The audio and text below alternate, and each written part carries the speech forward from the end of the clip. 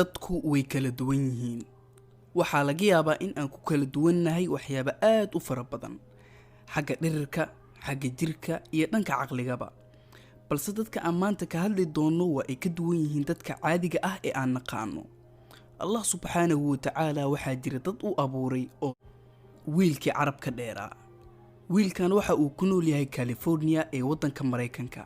waxa uuna leeyahay carab aad u dheer oo gaaraya ilaa 10 sentimitir, waana mid la yaab leh. Ibrahim waxa uu dhashay dalka Morocco, waa ninka ugu cagaha dhaadheer dunida oo waxa uu leeyahay caga aad u dhaadheer. haddii aad u malaynayso inaad tahay qof caga dhaadheer, waxaan kugula talin lahaa in aad sawir la gasho ninkan.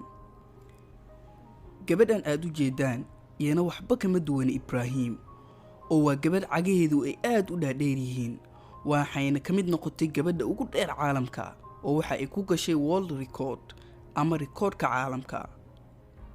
ma jirtaa in aadan cidiyahaaga jarin ugu yaraan isbuuc?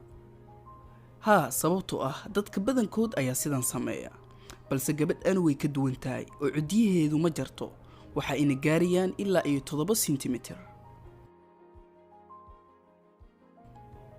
tima dheere Vietnamese-kan timihiisu waa 9 mitir, ma jaro mana dhaqo, waa qof kale oo la yaab leh.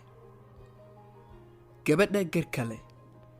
garka waxaa lagu yaqaanaa oo keliya ragga, balse gabartan waxa ay leedahay gar la yaab leh.